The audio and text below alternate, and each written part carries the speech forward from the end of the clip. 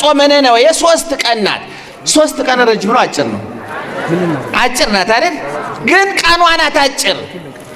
ቀኗ ናት አጭር።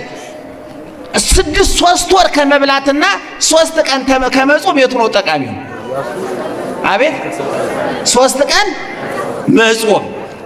እንዲያውም ስለ ጾም የተጻፉ አንዳንድ ጽሁፎች ዓለማውያን ሰዎች በነገራችን ላይ ጾምን ይደግፉታል። እነሱ ግን የሚደግፉት በምንጾምበት ጊዜ ውስጣችን የጽዳት ዘመቻ ያደርጋል ይላሉ።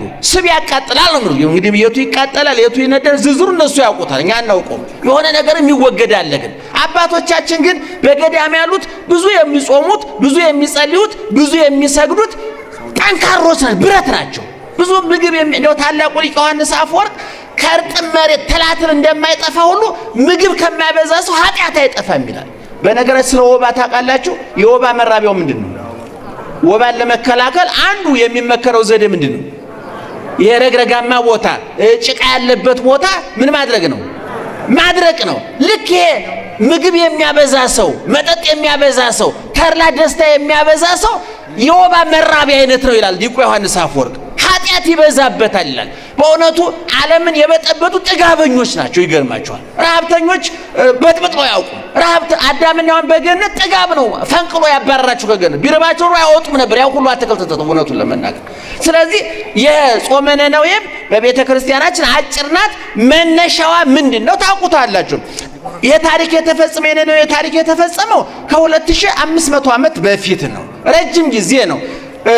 ይሄ ጾም እንድንጾም የታዘዝነው እንዳይረሳ አይደለም፣ ማስታወሻ አይደለም፣ መታሰቢያ አይደለም። ብዙን ጊዜ የነነዌ ጾም መታሰቢያ የሚል የዋህ አለ።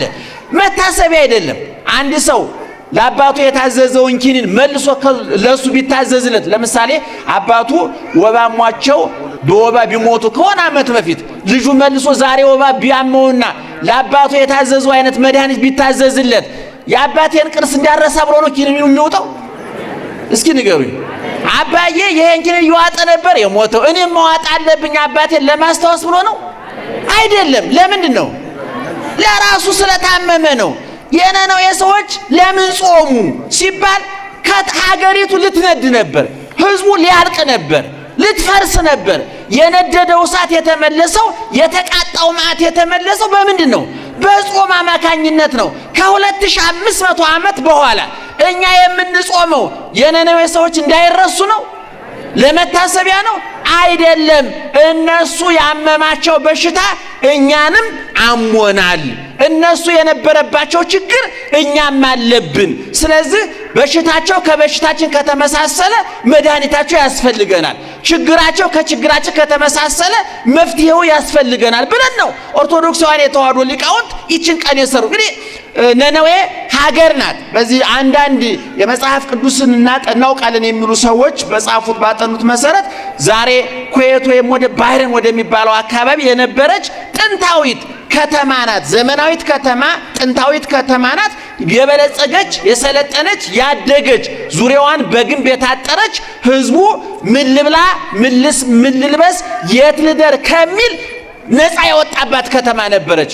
እኔ አንድ ከተማ ሰልጥኗል የሚባለው ምዕመናን እየሰማችሁ ነው? በደንብ ስሙኝ ከተሜዎች።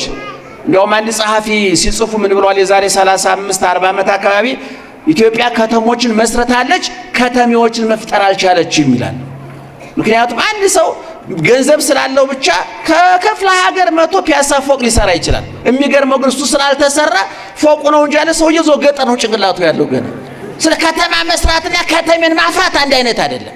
ስለዚህ አንድ ከተማ ሰልጥኗል የሚባለው አንድ መንገዱ፣ ትራንስፖርቱ፣ መብራቱ፣ ውሃው፣ የመኖሪያ ቤቱ፣ የሕክምናው የምኑ ሲሟላ ነው።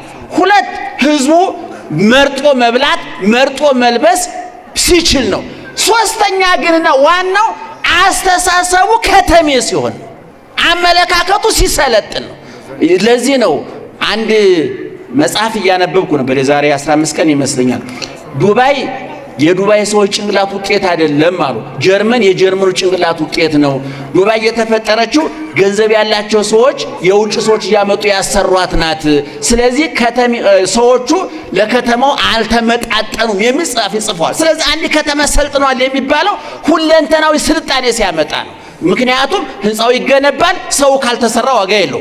መንገዱ ተሰርቶ መኪናው ጥሩ መኪና ገብቶ ጥሩ ሹፌር ከሌለ ዋጋ የለው።